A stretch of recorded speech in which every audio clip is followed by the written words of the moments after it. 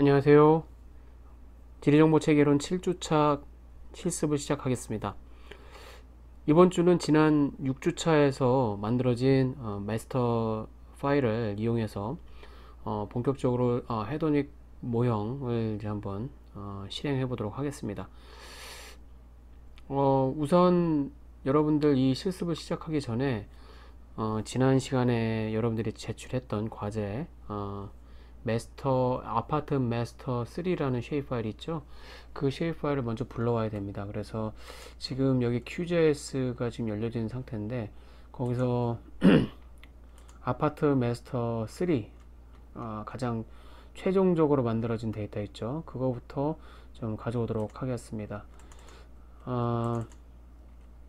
여기 보면 아파트 마스터 3라는 파일이 있을 테고요. 그리고 이거 추가하면 지난번 여러분이 했던 것처럼 이렇게 아파트 매매 건수 자료가 이렇게 나오죠. 그리고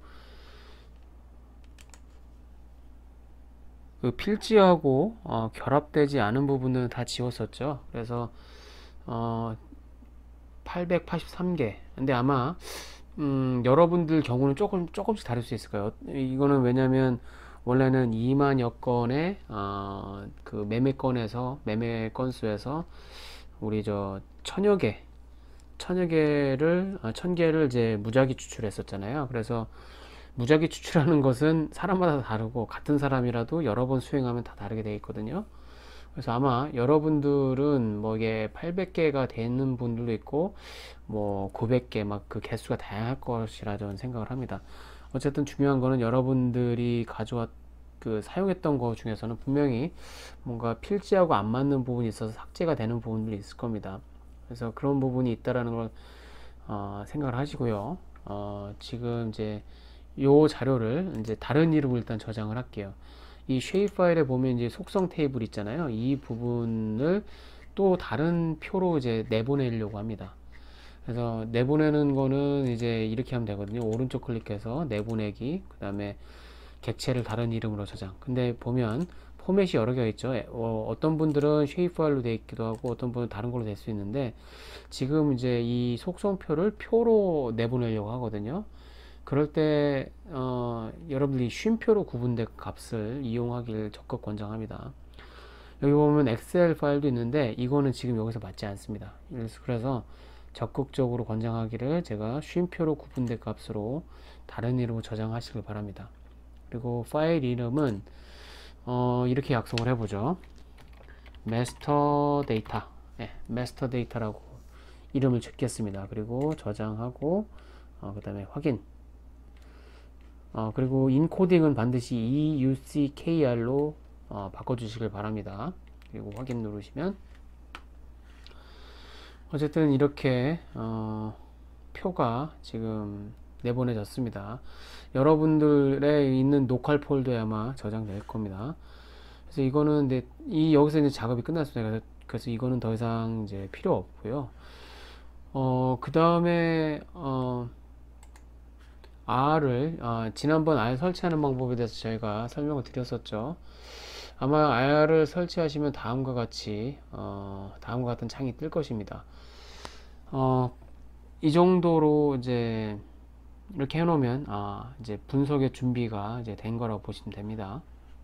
자, 이 상태에서 지금 이거는 R 스튜디오를 실행시킨 거고요. R 스튜디오에 처음 열어보면 다음과 같이 콘솔이라고 있습니다. 콘솔 창 하나만 딱 뜨는 경우가 볼 수 있을 겁니다. 이 콘솔 창은 명령어를 바로 입력을 하면 바로 실행이 되는 즉각적으로 이제 반응하는 일종의 실행창이라고 보시면 됩니다. 그래서 뭐 여기서 1하고 입력하면 말 그대로 1이 출력이 되는 거고, 그리고 뭐 1 더하기 2 하면 이렇게 3 이렇게 바로 출력되는, 그러니까 이런 게 이제 일종의 이제 출력을 해라 이런 뜻이고, 이거는 1과 2를 더해라 이제 이런 더하고 다음에 그 값을 출력해라 뭐 이런 건데 어쨌든 이렇게 한 번에 1 더하고 1 출력하고 1 더하기 2 이거를 미리 다 써놓은 다음에 다 이제 출력하는 게 아니고 이 줄이라고 합니다. 이게 꺽쇠로 되는 게 줄 표시입니다. 이 줄 하나 바뀔 때마다 이렇게 저 뭐라고 하죠? 실행이 되는 그런 거라고 보시면 됩니다.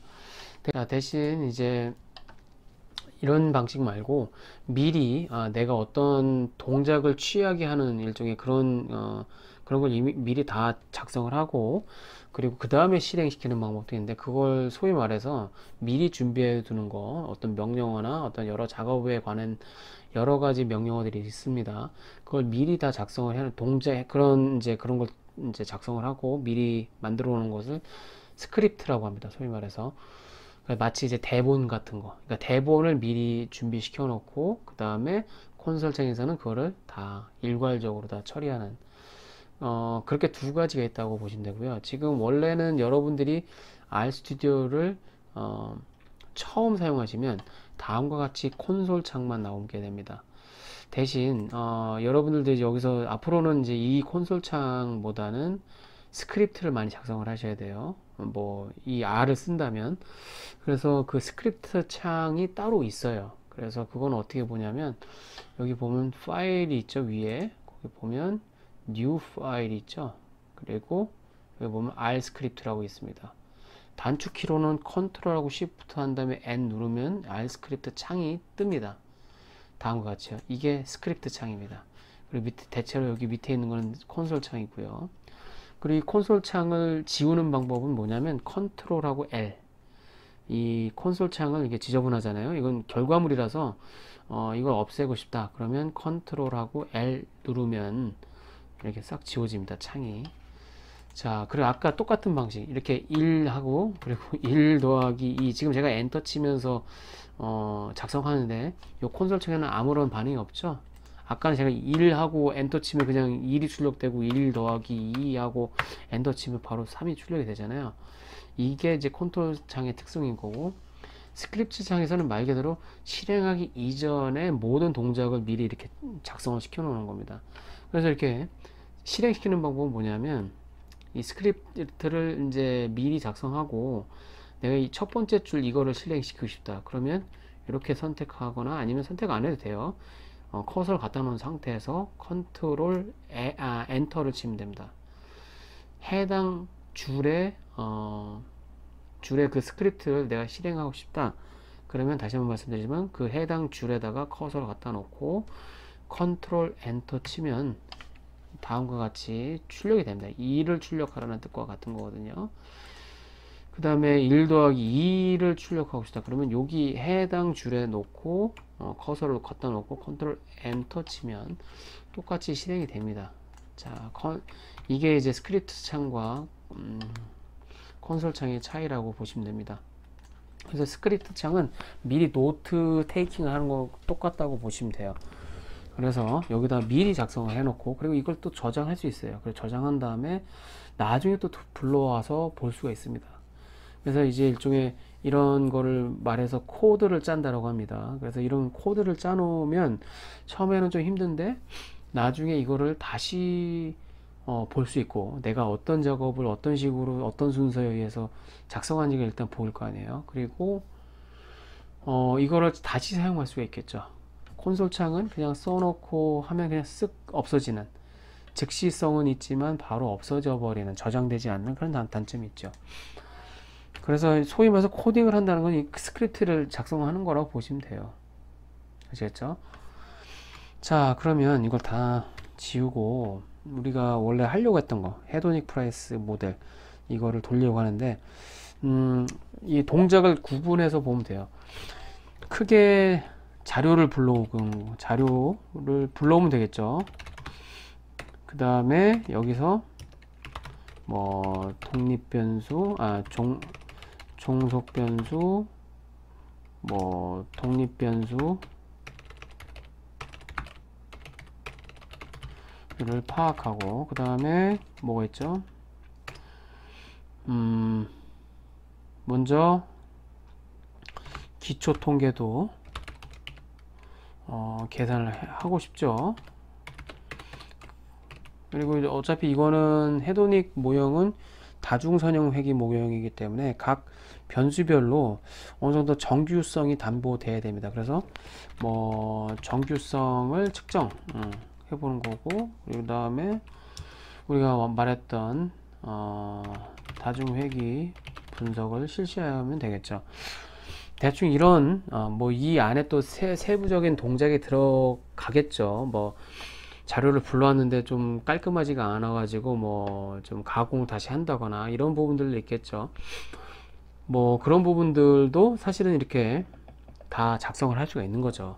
여러분들 원하는 방식으로. 물론 이제 그거를 작성하는 문법이 다 있기 때문에 지금은 그걸 다 뭐 외워서 하는 것도 어렵고, 그리고 사실 외우는 건 의미가 없습니다. 사실 이 컨셉은 내가 하고자 하는 동작을 여기 스크립트에다 담으려는 거. 그래서 그 내 하고자 하는 동작에 대한 흐름을 어느 정도 생각을 갖고 그걸 이렇게 적어놔도 됩니다.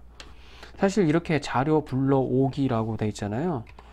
근데 이 자료 불러오기라는 거는 뭐 이렇게 한글로 써서 무슨 프로그램처럼 보이지 않지만, 사실 이거를 컴퓨터가 알아듣기 쉽게 우리가 단순하게 그 해당 언어를 쓰는 것 뿐입니다. 그러니까 한국말을 다른 말로 컴퓨터가 알아들을 수 있는 말로 바꾸는 거라고 보시면 돼요. 근데 이제 바꿔주는 거는 사실 그 사이에서 매개하는 역할은 여러 개가 있어요, 컴퓨터 내에도. 근데 그냥 너무 어렵게 생각하실 필요 없다, 코딩이나 이런 것들을.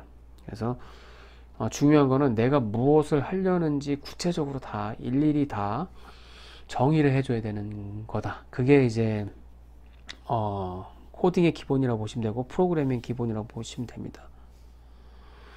그래서 이 일의 순서는 아마 그러겠죠. 우리가 아까 저장한 CSV 파일을 불러오면 되는 거잖아요. 그래서 뭐 이거는 그 명령어는 이거는 read.table이라는 명령을 쓰면 돼요. 근데 이거 나름의 문법이에요.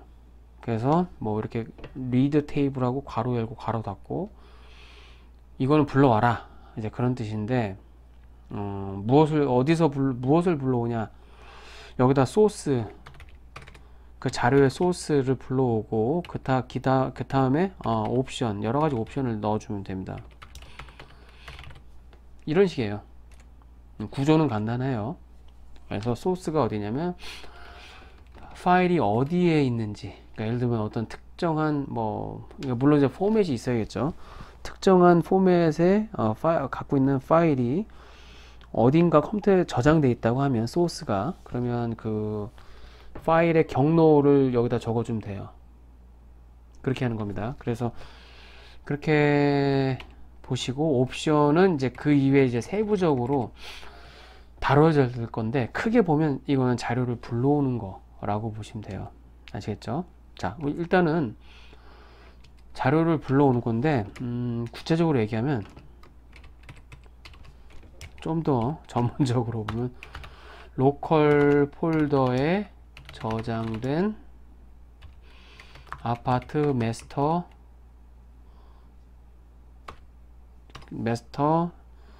아파트 마스터가 아니죠. 마스터 데이터였죠. 마스터 데이터.csv를 불러온다. 그리고 이 불러온 자료의 이름을 붙이는 겁니다. 그냥 이거 여러분들 마음대로 써도 돼요. 저는 그냥 A라고 할게요. A라는 이름을 할당. 네, 여기 사실은 이렇게 이해하시면 될 거예요. 그러면 이거를 뭐냐면 처음에 로컬 폴더에 저장된 마스터 데이터 CSV를 불러온다. 이거는 소스가 어디 있냐면 여러분들이 저장한 폴더를 그 경로로 적어 주셔야 돼요. 그래서 큰 따옴표든 상관없고 작은 따옴표도 상관없어요. 다만 일관적으로 큰 따옴표로 열었으면 작은 따옴표로 열어야 됩니다. 그 경로를 쓸 때는요. 죄송합니다. 큰 따옴표를 열었을 때는 반드시 큰 따옴표로 닫아줘야 되고, 작은 따옴표로 열었을 때는 작은 따옴표로 닫아줘야 됩니다. 그래서 여기다가 여러분의 그 master data.csv가 저장되어 있는 그 경로를 적어주면 돼요. 저는 바탕화면에 일단 해놔가지고, 그리고 반드시 슬래시를 쓰셔야 됩니다. 역 슬래시 쓰시면 안 되고요.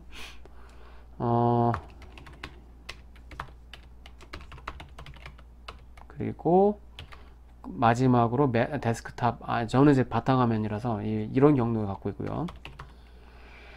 metadata.csv. 아까 여러분 정확하게 이 파일 이름 토시 하나 틀려서는 안 됩니다.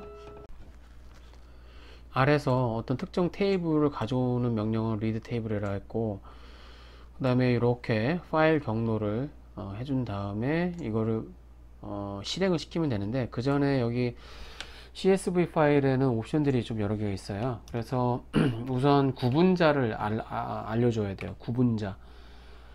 그래서 그거는 separate의 약자 SEP, 구분자는 콤마로 구분된 거니까 따옴표 사이에 콤마 써주고요. 또 한 표하고 그 다음에 헤더라는 말이 있습니다. 헤더는 저기 우리 맨 위에 필드 이름 있잖아요. 그게 있냐 없냐 그런 거예요. 이걸 그렇다고 하면 true라고 하거나 true라고 하면 됩니다. 또는 t 이렇게 쓰면 돼요. 대문자로. 그래서 이 상태로 하면, 이 상태까지 하면 해당 파일을 불러와서 여기다 바로 출력을 해버리는 거예요. 한번 해볼게요. 로컬 폴더에 이걸 저장된 얘를 불러온다라는 이 동작을 실시하는 거예요. 그래서 출력을 하는 거예요. 다음과 같이 보는 것처럼요. 근데 이렇게 하지 않고 이 출력하기 전에 A라는 이름의, 그러니까 변수에 할당을 해라 이렇게 하면 A는 곧 그 테이블이 되는 거예요. 화살표입니다. 왼쪽 방향 화살표. 이렇게 불러와서 어디다 집어넣냐? 이 A에다가 집어넣어라 그런 뜻이에요. 그리고 참고로 여기 보면 우물정자 있죠? 해시태그, 이거는 소위 말해서 벤치마크라고 합니다. 벤치마크. 그래서 마킹하는 거예요. 이제 노트 달아주는 거거든요. 주석 다는 거, 주석. 그래서 우리 이렇게 코딩을 짜면 이런 것만 하면 뭐 대부분 안 할 수도 있는데, 조금 추가 설명이 좀 필요하다 그러면 이렇게 요 벤치마크 있잖아요. 벤치마크 하면 이 부분은 이제 명령어로 인식 안 해요. 에러가 안 납니다. 이거만 따로 실행시켜 볼게요. 그냥 뭐 어떠한 처리도 되는 게 아니고 그냥 출력해서 빠져나가는 것밖에 안 됩니다. 만약에 근데 해시태그가 이게 없다 그러면 이 컴퓨터는 이 글을 이렇게 문자로 쓴 이거를 명령어로 인식하고 처리하려고 하는데 이런 명령어가 없으니까 에러가 뜨겠죠. 예. 되게 유용합니다. 이 벤치마킹 하는 거, 주석 다는 거.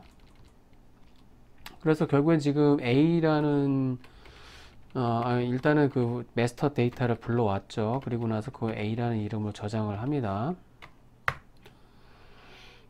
자, 그럼 여기 보면 데이터에 보면 A 하고 있고 저의 경우는 833개의 관측치가 있고 31개의 변수가 있습니다. 이거 한번 딱 클릭해 보면 표처럼 나와요.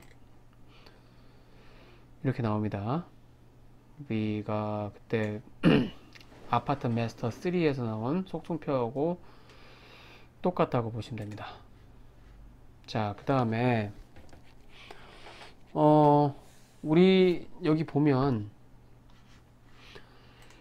그때 그랬었잖아요. 대부분 대지에 떨어지는데 어떤 경우는 그 길에 점이 찍히는 경우도 있었다고 했잖아요. 이런 부분은 그냥 삭제해 버리도록 할게요. 그러면 이걸 어떻게 찾느냐 이런 문제인데, 우리가 컴퓨터 말고 우리가 인간이 볼 때는 이렇게 맨 뒤에 대인지 도인지를 확인하는 거잖아요.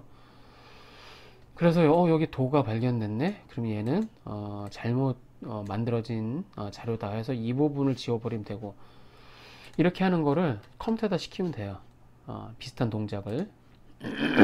자, 이거는 다 지울게요. 여기 보면 필드 있죠. 여기 필드에 집원이라는 필드 있잖아요. 여기에서 해당하는 겁니다. 어, 지번 필드 있죠. 지번 필드에 여기가 엄밀히 말하면 이제 11번째 열에 있습니다. 그래서 여기 11번째 하나 둘셋넷 다섯 여섯 일곱 여덟 아홉 열 11번째죠. 11번째 열에 있는 자료들 중에서 도가 있는 친구들을 찾는 거죠. 그 도가 있는 친구들을 찾아가지고 해당 행, 이 경우는 11번째 행이 자료가 위치하고 있네요. 이 경우도 11번째 열에서 12번째 행에 있는 이 자료, 그러니까 이 전체 11번째 행, 12번째 행을 다 삭제하는 겁니다. 그래서 포함된 셀의 행의 위치를 찾아서 일단은 이런 이름 도로라는 변수에 할당을 할게요. 그러니까 찾는 방법, 일단은 어디냐 위치라는 거를 합니다. 먼저 이걸 해볼게요. grephl이라는 명령어가 있는데, 이거는 이제 어떤 특정 문자열, 그러니까 이런 문자열 안에서 일정한 패턴을 갖고 있는 그거를 찾아라, 이런 뜻이에요. 그래서 만약에 이제 이렇게 쓰면 어떻게 되냐면, grephl하고 이제 여기다 패턴을 쓰는 거예요. 우리가 찾으려고 하는 패턴은 그냥 도죠. 이 도가 포함되어 있는, 도라는 글자 패턴이 포함되어 있는 그런 값들을 포함되는지 안 되는지 확인을 시켜 달라는 뜻입니다. 그리고 어디서 A, 그 다음에 컴마하고 A하고, A라는 것 중에서 이게 우리 표잖아요. 이 표는 이 표의 값들을 위치가 뭐라고 했죠? 일종의 행렬 비슷하게 할 수 있어요. 만약 이 부분을 우리가 얘기를 하고 싶으면, 위치를 말하고 싶으면 A의 1행 11열 이렇게 되는 거죠. 그거는 769대 이런 식으로 되는 거죠. 예. 잠시만요. 이렇게 하지 마시고 일단은 여기 불러오기 전에 하나 더 쓸게요. true 뒤에 is.na, 예. 이게 아니고 as.is 하고, 이거는 true. 이거는 그런 게 있다라고 생각하세요. 이거 다시 실행하면 자료가 다시 바뀝니다. 예. 자, 다시. 자, 참고로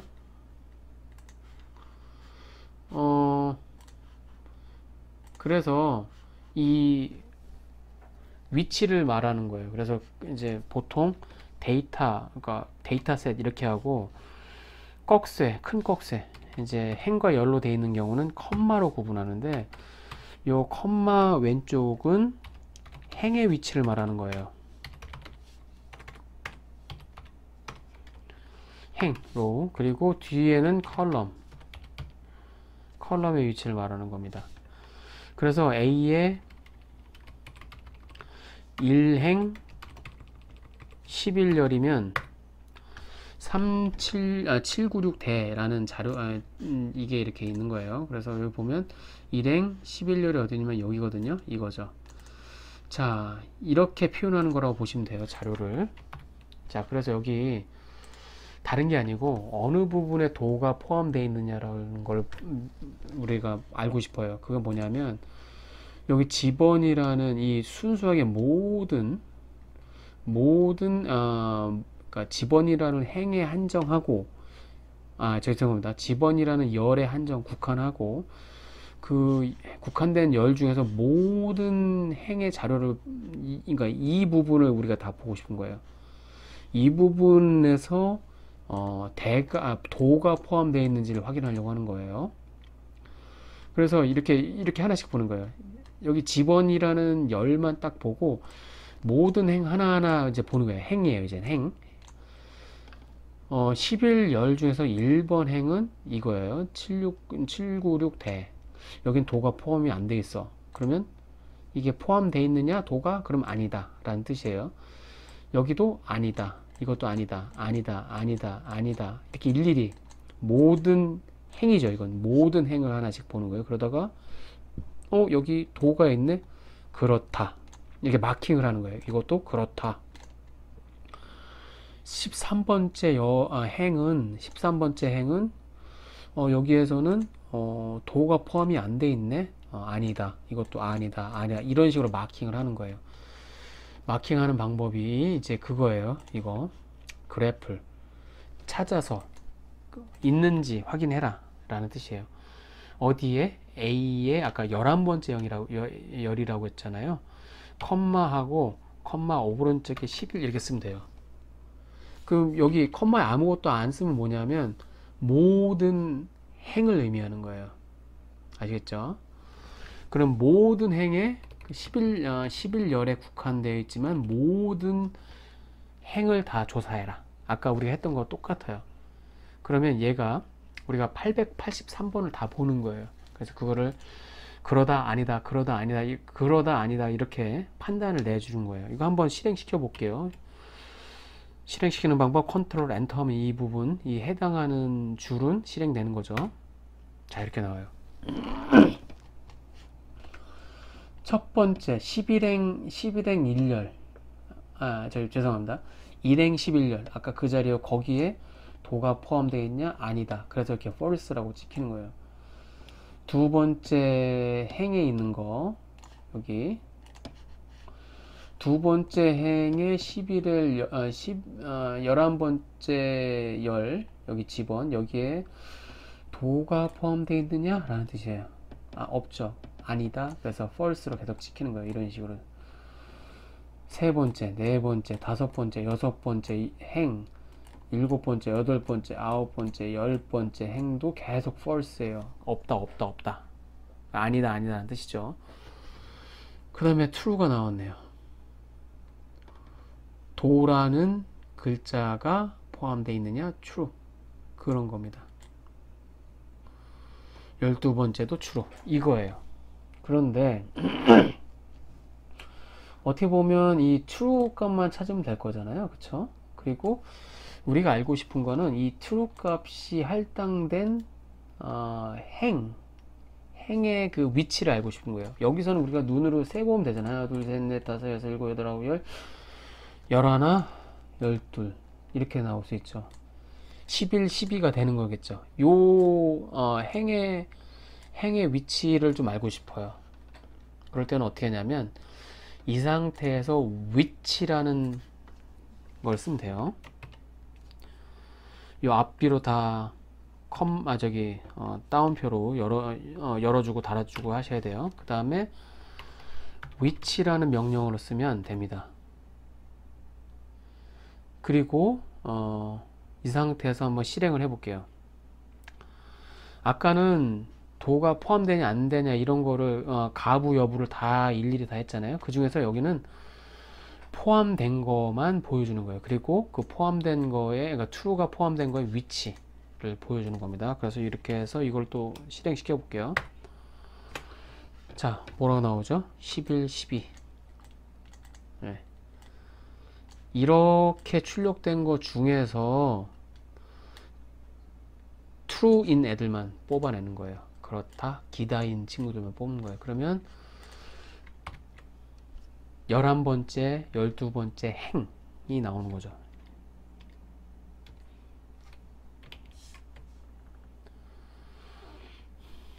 이렇게 이 자료를 활용해서 그러면 근데 지금 다행히도 우리 그 전에 GIS 작업할 때 다 많은 부분들이 날라갔거든요. 그래서 그런 부분들이 좀 포함되지 않나 싶었는데 그러니까 제 경우에 여러분 경우는 좀 다를 수 있을 겁니다. 제 경우에는 883개의 관측치 중에서 11번째하고 12번째 관측치의 지번이 도라는 게 포함되어 있어요. 지목이 도인 거예요. 그거는 우리가 지난 시간에 본 것처럼 잘못 만들어진 자료라 생각이 들어서 이 11번째 행, 12번째 행을 삭제하면 되겠죠. 삭제가 아니고 11번째하고 12번째 제외하고 나머지를 가져오면 되겠죠. 이거를 그냥 출력이 되잖아요. 이렇게 하면. 근데 이렇게 만들어진 거 위치를 찾아서 도 언더스코어 row라는 이름의 변수에 할당을 하면 되죠. 아까 A에다 할당하는 것처럼요. 그러면 출력되는 건 없어요. 다만 여기서 도하고 언더스코어 row하고 엔터 치면 여기 콘솔 창에서 그럼 바로 나와요. 출력이 돼요. 또는 프린트 도 row 이렇게 해도 마찬가지고요. 어쨌든 1110이라는 자료가 여기 저장된 셈이에요. 자, 그 다음에 무엇을 할 것이냐면 앞에서 작업에서 확인된 도가 포함된 행의 위치를 바탕으로 아까 1110이었죠. 제 거에는 여러분들 건 좀 다를 겁니다. 해당 행과 일치하는 레코드를 삭제하는 겁니다. 그리고 나머지를 그 나머지 있죠. A2라는 변수에 할당하는 겁니다. 제 자료의 경우는 11번째, 12번째 행의 자료 빼고 나머지를 A2라는 변수에 할당을 할 겁니다. 그래서 하는 방법이 뭐냐면 A2에다 할당을 할 건데 무엇을 할 거냐면 A라는 값 중에서 아까 마이너스 하면 돼요. 행이죠. 행 위치 도하고 로 11번째 12번째 행 빼고 나머지 열은 모두 포함시켜야 되겠죠. 그러니까 여기서 빈칸 놔두는 겁니다. 그래서 이거를 실행시키면 자, 아까 제가 11번째 12번째가 없다고 했잖아요. 그러니까 그걸 지워야 된다고 했잖아요. 제 경우에는 2개가 삭제되는 거예요. 그러면 개수를 볼게요. 여기 83개 옵저베이션에서 81개로 줄어들었어요. 2개가 줄었다는 얘기죠. 예, 작업이 그렇게 된 겁니다. 지금 다음에 또는 그러니까 이 위치하고 그래프를 이렇게 했던 게 도잖아요. 이걸 아예 그냥 여기다 집어넣어도 돼요. 그냥 이 자리에다가 이렇게 하는 방법도 있고 다음 같은 방법을 써도 돼요. 같은 방법입니다. 이렇게 써도 되겠죠. 이 부분을 바로 이 안에다 집어넣는 거예요. 그렇죠? 물론 이제 이렇게 해야 되겠죠. 실행시키면 똑같아요. 예, 여기 자료 만든 겁니다. 지금 자료를 이렇게 작성을 한 거고. 그리고 여러분 필드 이름 아까 필드 이름 있잖아요. 한번 출력을 해볼게요. 필드 이름 출력하는 방법은 names라는 명령을 쓰면 되고 데이터셋 이름을 쓰면 됩니다. 이렇게. 그리고 요거를 컨트롤 엔터 치면 다음과 같이 나오죠. 총 몇 개다? 31개죠. 첫 번째는 아이디, 두 번째는 애드레스, 단지, 사이즈 이런 식으로 쭉 해서 28번째, 29번째, 30, 31번째 행까지 다 출력이 돼요. 이 행의 이름, 열의 이름이요. 다음에 여기 보면 우리가 헤도닉 가격 모형에서는 불필요한 필드가 많습니다. 지금 보기에는. 그래서 불필요한 필드를 빼고 필요한 필드만 솎아서 따로 데이터셋을 만들어 볼까 해요. 그래서 여기 다음에 할 작업이 뭐냐면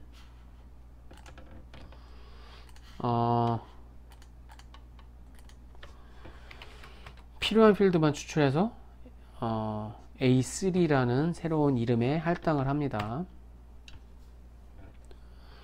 그래서 우리가 여기서 필요한 거는 무엇이냐면 첫 번째 열에 있는 아이디에 필요할 거고요.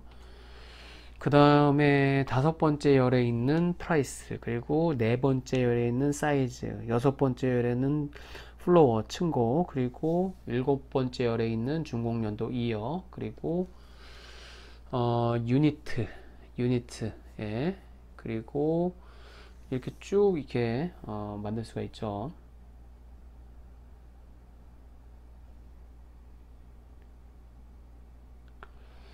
자, 이렇게 그래서 지금 좀 정리를 해보자면 우리 현재 필요한 거는 ID, 프라이세스, 사이즈, 플로어, 이어, 유닛, 그리고 초등학교까지 거리, 중학교까지 거리, 고등학교 거리, 지하철역까지 거리, 공원 녹지까지의 거리, 해당 열의 위치는 다음과 같습니다. 자, 그래서 여기 A3라는 자료를 만든다고 했죠. 일단 이렇게 좀 잘 보이게 할게요.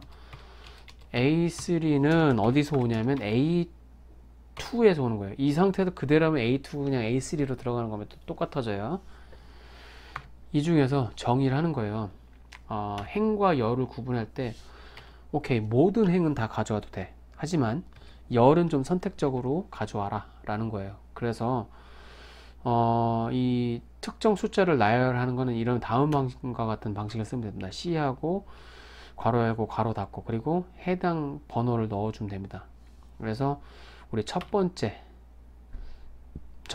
열, 다섯 번째 열, 네 번째 열, 여섯 번째, 일곱 번째, 19번째, 23번째, 25번째, 27번째, 29번째, 31번째 이런 식으로. 그러면 아까 A2에서 해당되는 열만, 그러니까 이 열 부분에 들어가는 거죠. 컴마 오른쪽에 있으니까, 그쵸? 그 부분만 솎아져서 A3라는 이름에 할당이 됩니다. 엔터 치면, 자, 보면 행의 개수는 똑같죠. observation이 행이잖아요. 관측 객수 881, 그러니까 저의 경우는 881 그대로고요. 다만 변수가 줄어들었죠. 31개에서 11개로 줄어들었습니다. 그래서 보면 다음과 같이 우리가 필요한 자료만 싹 솎아냈습니다. A3입니다. 그 다음에 요거 닫고, 그 다음에 우리가 할 게 뭐냐면, 일단 이거를 또 추가 설명 여기다 붙여 놓을게요. 우리가 했던 게 뭐냐면 A2에서 첫 번째, 다섯 번째, 네 번째, 16번째 이렇게 몇 번째 10까지 추출해서 A3 할당한 거다 라는 추가 설명 넣고요. 그 다음에 A3의 필드 이름 한번 이제 볼게요. 필드 이름 엔터 쳐보면 이렇게 나오죠. 줄었죠. 다시 한번. 자, 이제 통계 분석 준비가 됐습니다. 이제 이거 A3 가지고 한번 할게요. 일단은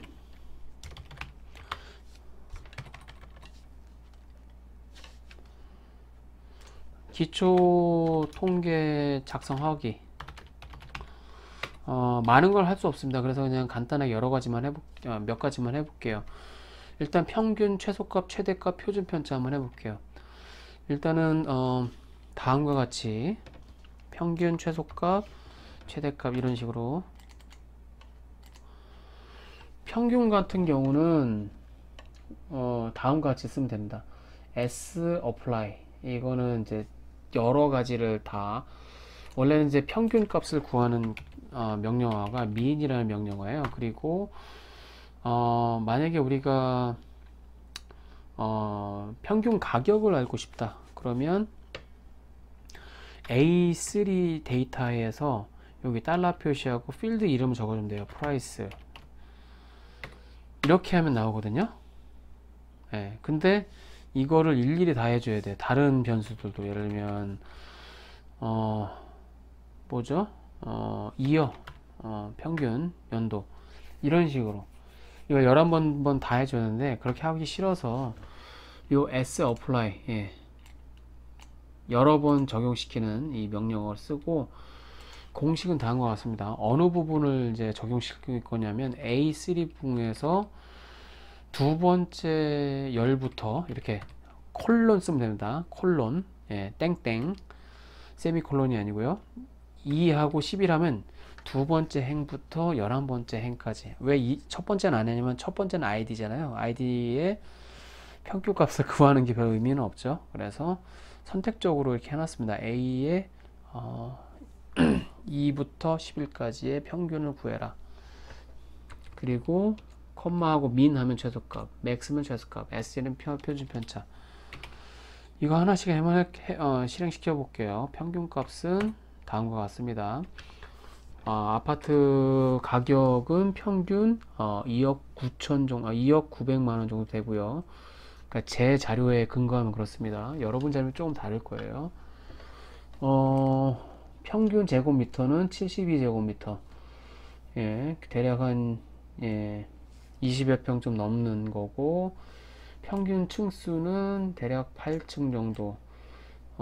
대략 평균적으로 1998년도에 준공된 거고, 아파트 단지의 총 세대수 평균은 대략 660 세대 정도 되고, 초등학교까지는 평균적으로 320m, 중학교까지는 478m, 고등학교까지는 평균 768m, 그리고 서브웨이, 그러니까 지하철역까지는 평균 3600km, 제곱미터, 3600m, 3.6km 정도 된다.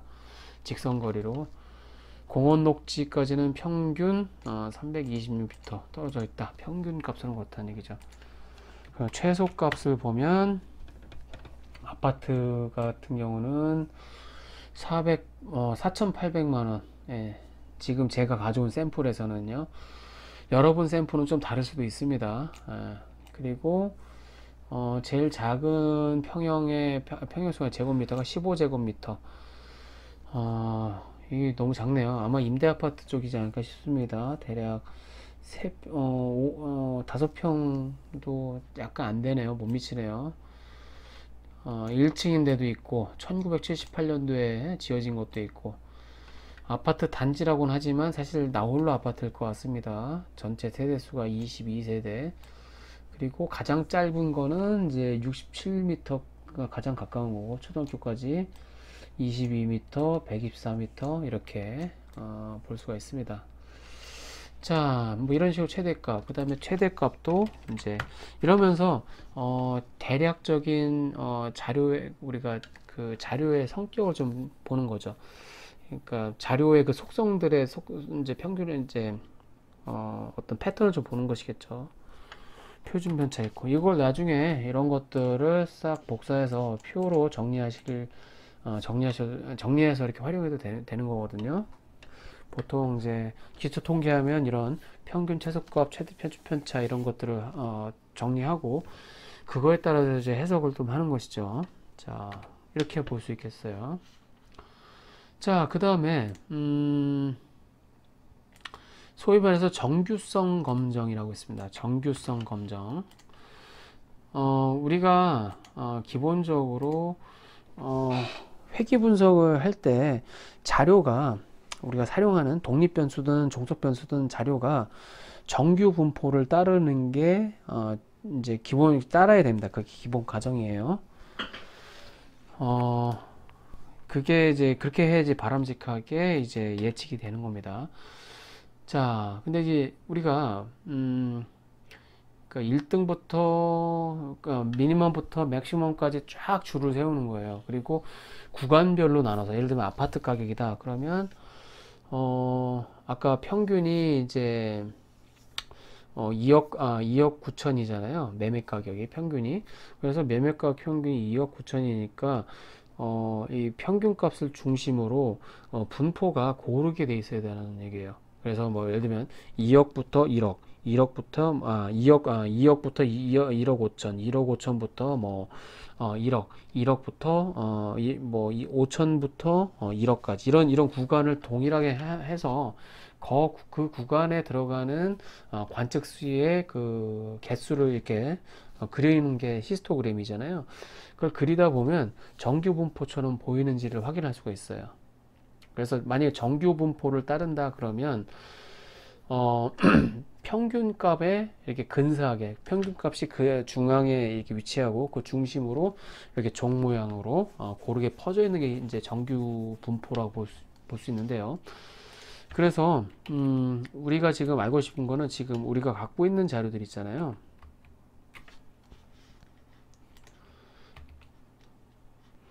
아파트 가격이나 뭐 면적, 그리고 뭐 이런 변수들이 정규 분포처럼 되어 있는지 한번 알아보려고 합니다. 그래서 여기 보면 히스토그램 그리는 거는 히스트라는 명령어 쓰면 됩니다. 그리고 그 안에 내가 히스토그램을 그리고자 하는 자료를 여기다 집어넣으면 돼요. 그래서 A3 중에서 내가 아파트 가격의 히스토그램을 그리고 싶다. 그러면 여기만 선택하고 컨트롤 엔터 치면 다음 것이 나옵니다.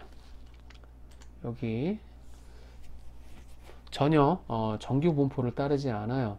자, 여기 아까 아파트 가격이 얼마라고 했죠?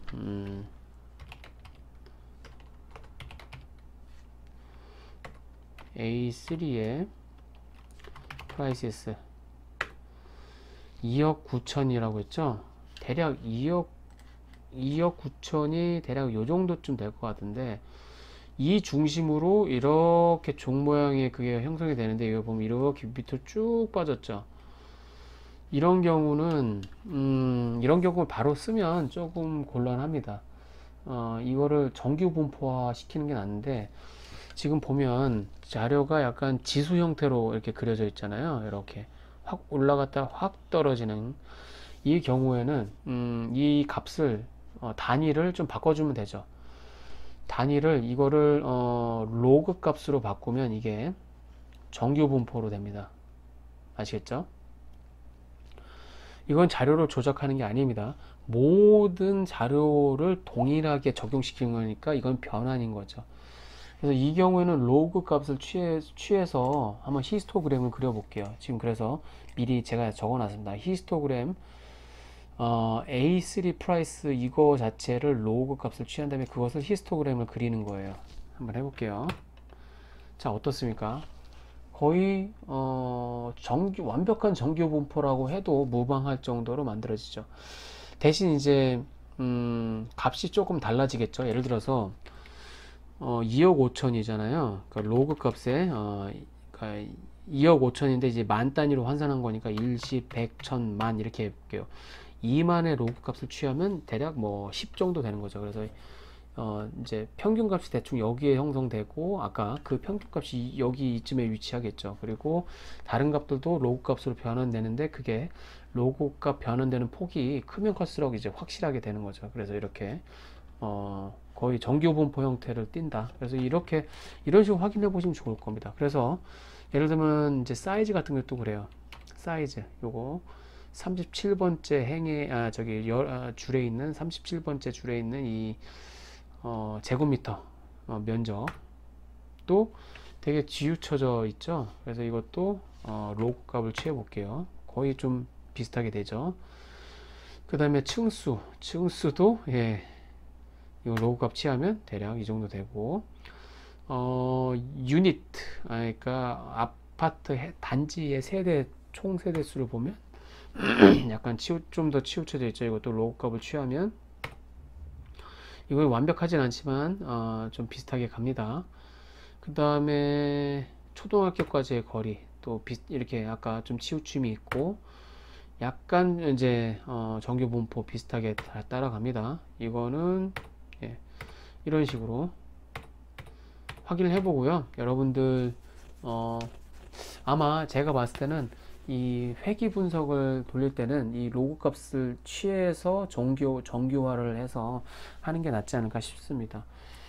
그리고 또 다른 정규성 검정하는 방법, 이건 지금 제가 어디까지나 시각적으로 정규성을 검정하는 겁니다. 그 이외에 샤피로 윌크 테스트라고 있는데 그거는 여기서 설명을 안 할게요. 자, QQ 플롯이라고 있거든요. 그래서 이거를 한번 그려볼게요. QQ norm이라고 하거든요. 그리고 해당 자료를 하면 원래는 정규적이면 이 선이 이렇게 곡선처럼 찍히면 안 되고 이렇게 45도 각도의 직선으로 찍혀야지 찍히면 찍힐수록 정규의 분포에 가깝다라고 보시면 됩니다. 그리고 로그 값 취한 걸 보면 이게 조금 더 직선에 가까워 보이죠. 그리고 평형수가 아니고 제곱미터를 봤을 때 제곱미터도 뭔가 조금 이상하죠. 예, 이렇게 플로우도 마찬가지고 예. 플로우는 그냥 써도 되겠네요. 제가 볼 때는. 근데 어쨌든 우리 회계 분석에서는 로그 값을 쓰도록 하죠. 뭐 이런 식으로 확인을 할 수 있습니다. 자, 그 다음에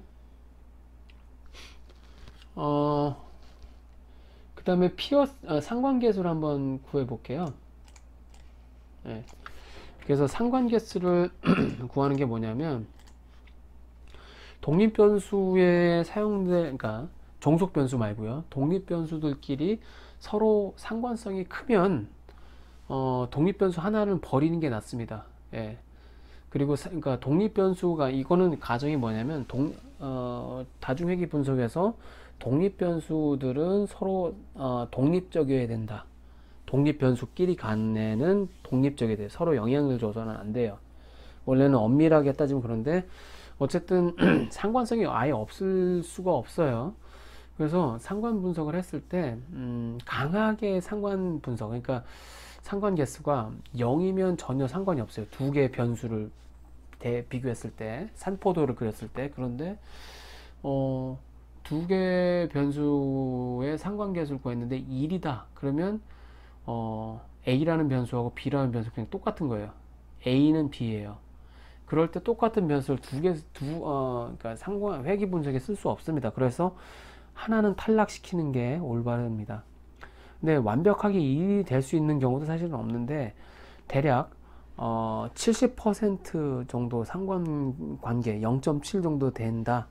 마이너스 0.7이던 플러스 0.7은 상관없습니다. 마이너스 0.7이면 A하고 B하고 하는 음의 상관관계고, 그 기울기는 0.7인 거죠. 플러스면 말하는 양의 상관관계인 거고요. 어쨌든 양이든 음이든 상관없이 그 상관계수가 절대값이 크면 클수록 두 변수 중에 하나만 선택해서 쓰시는 게 낫다. 이제 그래서 그걸 체크하려고 보는 거예요. 피어스 상관계수는. 그래서 COR하고 해당 자료 있죠. 그러니까 매트릭스를 그려주는 거예요. 우리 지금 두 번째 행하고 11번째, 두 번째 11번째 행, 총 10개의 변수들이 있습니다. 물론 이제 종속 변수로 쓸 거 하나 하고 독립 변수로 쓸 거 10개, 9개. 그래서 결국엔 10 x 10의 매트릭스를 한번 그려보도록 할게요. 그리고 방법이 여러 가지 있는데, 피어슨 상관계수를 쓴다라고 해서 피어슨이라고 썼습니다. 그래서 이렇게 하고 엔터로 치면 바로 출력이 돼요. 이렇게 다음과 같이. 그래서 프라이스는 자기는 자기 자신이니까 1이죠. 상관 계수가. 그리고 근데 우리는 이 프라이스는 크게 신경을 안 쓸 거예요. 어차피 이 프라이스는 종속 변수로 사용될 거라서, 여기는 상관계수가 높으면 좋은데, 우리는 여기서 이걸 보려고 하는 게 아니고 독립 변수로 사용할 친구들, 사이즈, 플로어, 이어, 유니트, 이런 부분들 있죠. 그리고 여기 지하철, 그리고 공원 녹지, 이 부분들 간의 상관성을 보려고 하는 거예요. 그래서 사이즈 같은 경우는 여기 한번 볼게요. 사이즈하고 플로어의 상관계수는 0.09잖아요. 대략 10% 그렇게 크다고 이게 1% 10%네요. 대략 10%의 상관성이 있는데, 이거는 그렇게 큰 영향을 주지 않는다. 우리가 설정하기 나름인데, 약 0.7, 마이너스 0.7보다 작거나 또는 플러스 0.7보다 높거나 크거나 이런 거일 때는 좀 심각하게 고려할 필요가 있다. 0.27 별로 괜찮죠. 뭐 서로 관계가 그렇게 강한 관계가 있는 변수들은 여기서는 안 보이네요. 그리고 사이즈 같은 경우는 여기서도 마찬가지고, 그 다음에 플로어 같은 경우는 여기서부터 보면 됩니다. 이거 딱히 0.7 절대값이 0.7 이상인 게 안 보이네요. 이어도 마찬가지고, 그 다음에 유닛 같은 경우도 마찬가지죠. 여기서 볼 때는 큰 별다른 문제는 없어 보입니다. 독립 변수들끼리는 그렇게 강한 상관성을 보이지는 않습니다. 그래서 이대로 이 모든 변수를 다 써도 될 것 같다는 생각이 듭니다. 자, 그 다음에 우리 아까 이어라는 필드 있잖아요. 이건 말 그대로 연도를 그냥 쓴 거잖아요. 그러니까 세 자릿수잖아요. 이거 이렇게 하지 말고 그냥 필드를 하나 더 만들죠. 필드를 하나 더 만들고 거기다가 age, 연령대를 한번 써보도록 하겠습니다. 그래서 새로운 필드를 하나 더 만듭니다. 어디에다가 A3라는 데이터셋에. 그래서 단순합니다. A3하고 아까 데이터셋에 달러 표시하고 말 그대로 여러분이 이제 새롭게 만들 필드 이름 ag라고 하면 돼요. 그리고 여기다가 값을 그러니까 새롭게 필드를 만들고 빈 필드가 만들어지겠죠. 그리고 값을 여기다 집어넣으면 되는 건데 우리가 어떻게 할 거냐면 2020이라고 할게요. 2020년 비록 우리가 만들었던 자료가 2019년이잖아요. 그래서 2019 빼기 그 2019년도 같은 경우를 대입을 해보면 어떤 경우 0이 나오거든요. 그렇게 써도 되는데 우리가 앞으로 그러니까 로그를 취할 거예요. 로그 값을. 그래서 age 부분을 적어도 1보다 큰 거로 좀 1보다 같거나 크게 나올까 싶습니다. 0을 로그 값으로 나오면 이게 계산이 안 됩니다. 잘 그게 그런 부분을 방지하려고 모든 값에 2를 하나 더 포함시켰다고 보시면 돼요. 이 상태로 해도 됩니다. 2020에다가 빼기 A3 중에서 2여 부분 있잖아요. 예. 그래서 각각의 연도에서 2020에서 각각의 연도를 빼면 건축 연령이 나오겠죠. 그렇게 계산을 하라 라고 하면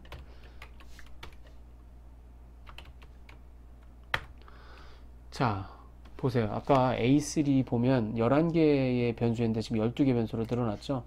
확인해 볼게요. 지금 AG라고 되어 있죠. 그래서 2020년 같은 경우는 2020 빼기 2000이니까 20년이네요. 이 자료를 쓸까 합니다. 자, 그 다음에 우리 보면 프라이스 있잖아요. 이 프라이스가 좀 헷갈려요. 이게 좀 만원 단위인데 그냥 원 단위로 좀 바꿀까 싶습니다. 그래서 price2라는 이름의 필드를 만들고 만원 단위로 기입된 거래 가격은 원 단위로 변환하겠습니다. 그래서 A3하고 달러 표시하고 price2라는 이름을 따로 생성하고 그 필드에다가는 어떻게 계산하냐면 A3의 기존에 있는 price에다가 만을 곱해서 여기다 집어넣으라는 뜻입니다. 그래서 이거 실행시키면 잘 보세요. 하나 더 늘어났죠. 변수가 지금 12개에서 13개 하나 더 늘어났죠. 그래서 여기 클릭해서 보면 예, 프라이스가 나오죠. 이렇게 예, 원 단위로 나옵니다. 뭐 이렇게 해도 되고 사실은 예, 그냥 프라이스로 그냥 써도 되긴 하는데 우리가 이 표를 더 만들어 보고 필드를 하나 더 만들고 거기 필드에다 어떤 값을 넣는지 이런 연습을 하기 위해서 한번 해본 것입니다. 그 다음에 다중회귀 분석을 한번 실시를 할게요. 다중회귀 분석을요. 헤도닉 프라이스 모델을 실증적으로 알기 위해서 하는 거죠. 그래서 다중선회귀 분석을 실시하고 그 결과를 B라는 이름의 변수에 할당을 한다 라는 뜻입니다. 그래서 B하고 할당을 하는 거죠. 여기서 다중선형회귀 분석이라는 명령어는 이거예요. LM, 리니어 모델 약자입니다. 그리고 가로 열고 가로 닫고 그리고 그 자리에다가 식을 쓰는 거예요. 회귀식을 쓰고 그리고 자료 어느 자료에서 가져오는 거냐 이렇게 쓰는 거예요. 단순합니다. 구조적으로는. 그래서 식을 우리 로그로 한번 해볼게요.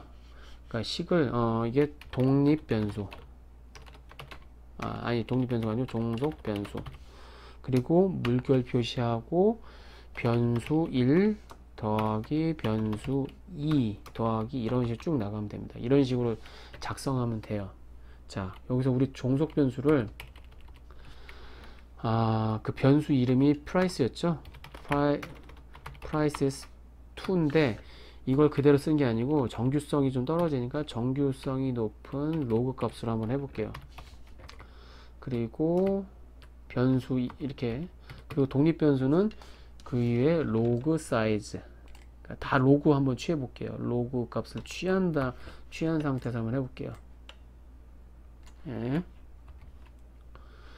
사이즈, 플로어, 유니트, 에이지 뭐 초등학교까지 거리, 중학교까지 거리, 고등학교까지 거리, 공원 녹지까지 거리 그리고 이렇게 컴마로 마무리하면 됩니다. 컴마 하면 여기까지 식이 완성되는 겁니다. 회귀 식이요. 그리고 자료는 어디서 가져오냐? A3에서 가져온다. 이렇게 하면 돼요. 그래서 이 상태에서 컨트롤 엔터 치면 지금 이렇게 실행이 됐습니다. 그리고 회귀 분석 결과물을 출력하려면 summary라는 명령어를 쓰면 됩니다. 뭐다? summary B 하면 되죠. 그래서 자, 다음과 같이 나타나게 됩니다.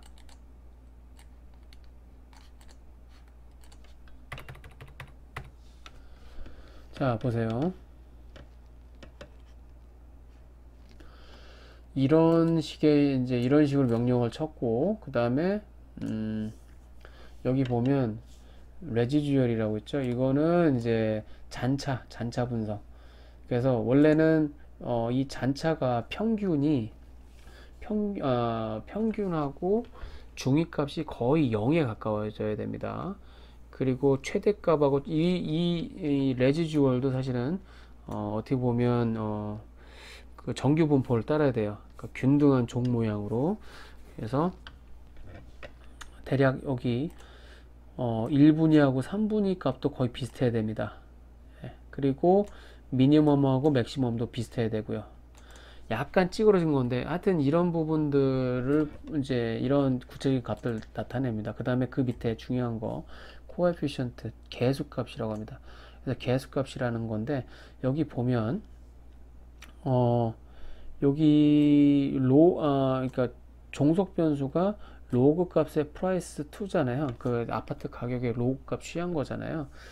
그거에 영향 주는 게 무엇이냐면 그러니까 그 제곱미터의 로그 값 취한 값은 이만큼 개수값을 취한다라는 거예요. 그래서 이거를 살펴보면 이거를 이제 식으로 굳이 표현하자면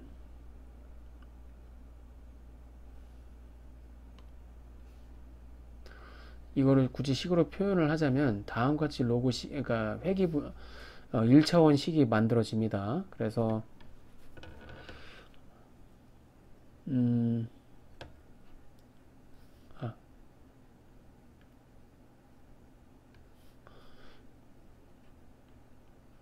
로그 프라이스 가격은 16점 뭐 예를 들면 3 더하기 로그 사이즈 크기 근데 여기 앞에 뭘 붙이냐면 1.13 곱하기 이런 식으로 되는 거예요. 더하기 그 다음에 0.001 곱하기 로그 플로어 더하기 0.044 곱하기 로그 유니트 이런 식으로 가는 거예요. 아시겠죠? 이게 요 에스티메이트라는 값이 요 앞에 가는 계수값이라고 보시면 돼요. 아시겠죠? 그래서 각각의 어떤 특정한 뭐죠? 아파트 매매 건수를 발견했고 거기에 크기 뭐 층수 그리고 총 단 세대수 이런 거를 알면 이거를 다 플러그인 하듯이 입력을 하면 어떤 값이 나오겠죠. 그게 그 매매 가격의 로그 값과 똑같다는 얘기예요. 이게 어떻게 보면 해석이 되게 이렇게 돼 있으면 되게 어려워요. 사실 제가 하나의 팁을 드릴게요.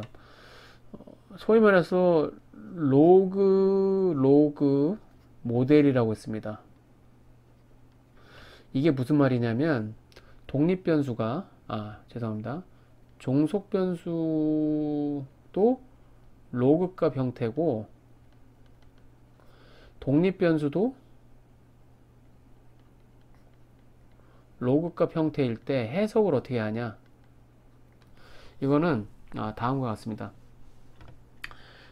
쉽게 말해서 탄력성으로 계산하시면 돼요. 탄력성으로 이해하시면 돼요. 예를 들면 여기 우리 같은 경우도 종속 변수가 로그 형태고 독립 변수들도 로그 값 형태로 나오는 거잖아요. 그렇죠? 예를 들어 사이즈만 볼게요. 사이즈, 그러니까 크기. 그래서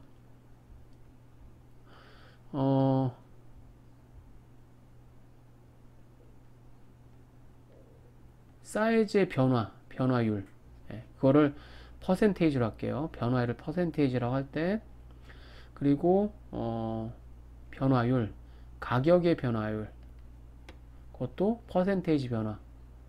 이렇게 해석할 때 개수값이 이거라는 얘기예요. 여기서는 1.1256 이런 식으로 이 부분 말하는 거죠. 개수값이 1.125598이 이런 뜻으로 해석할 수 있다는 얘기예요. 다른 말로 뭐 하냐면 그러니까 평형이 제곱미터잖아요. 우리 여기서 한 거는 그러니까 그 크기가 평형대가 1단위 증가한다는 얘기가 아니고 1% 증가하면 어디서? 사이즈에서. 그 얘기는 뭐냐면 1.1256% 증가한다는 거예요. 어디서? 가격에서. 이게 탄력성으로 이해할 수 있죠. A하고 B라는 아파트 매매 물건이 있는데 이거는 사이즈가 100제곱미터고 여기는 이거의 1%인 1% 더 큰 101제곱미터라고 할 때 여기가 아파트 가격이 1억이라고 하면 여기에 1억 더하기 1억 1% 1.12%라고 할게요. 126. 그러면 1억에 1.126이면 이거죠. 일십, 백, 천만, 십만, 백만, 천만, 억이고 곱하기 0.0126이라고 하면 되겠죠. 이게 1.26%란 얘기죠. 그러면 약 126만원 정도라고 보면 됩니다. 여기다 더하기 1억을 하면 되겠죠. 1, 10, 100, 천만, 10만, 100만, 천만, 억. 그래서 1억 126만 원 정도 예측이 된다. 1억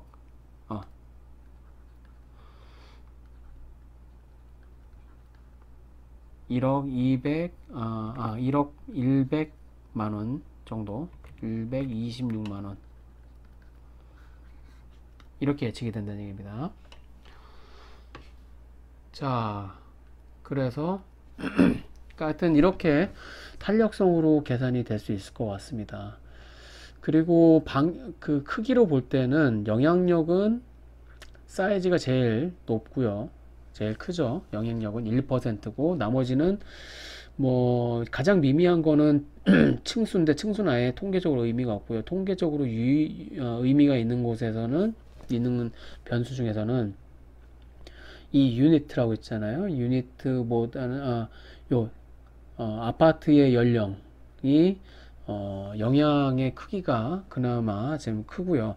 그러니까 이제 연령대가 이제 1% 증가하면 0.3% 아파트 가격의 감소가 연결이 된다라는 뜻으로 해석할 수 있을 것 같습니다. 0.38%입니다. 38%가 아니고요. 그리고 상대적으로 그다음 가장 작은 거는 영향력이 작은 거는 여기 중학교까지의 거리, 그리고 영향력이 그보다 좀 큰 거는 고등학교까지 거리. 그렇긴 한데 우리가 상식과 다르게 이 크기가 고등학교 학교까지 거리가 오히려 마이너스 값이 나옵니다. 이것은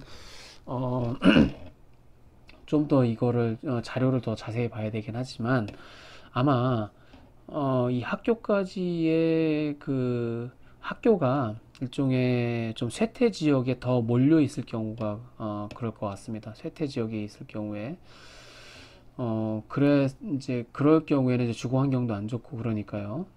그래서 일단 이거는 그 회귀 분석이라는 것은 일단은 이 자료를 가지고 해석을 해야 되는데 우리가 상식과 다르게 해석되는 부분들도 있습니다. 그런 부분들은 다른 영향 관계도 있고 그렇기 때문에 회귀 분석을 하실 때 여러 가지 자료를 한번 도입을 해서 보시는 게 좋을 것 같습니다. 이 정도로 마무리 할게요. 그래서 여러분들께 숙제를 내드리면 어,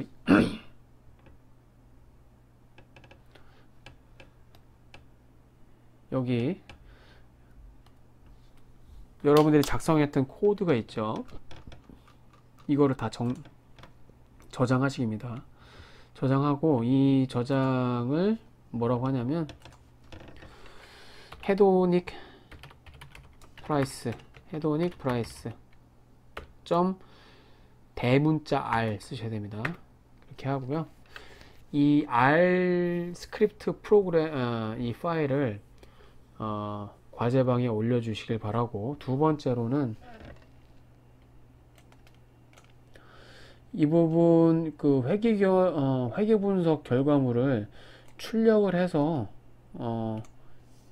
이 부분을 이제 저장해서 이것도 과제방에 올려주시길 바랍니다. 이렇게 해서 여러분들이 과제를 하신 거를 제가 확인하도록 할게요. 네. 지금까지 우리 첫 번째 프로젝트인 헤도닉 프라이스 모델을 이용한 광주광역시 아파트 가격 예측식을 한번 구성해 봤습니다. 수고하셨습니다.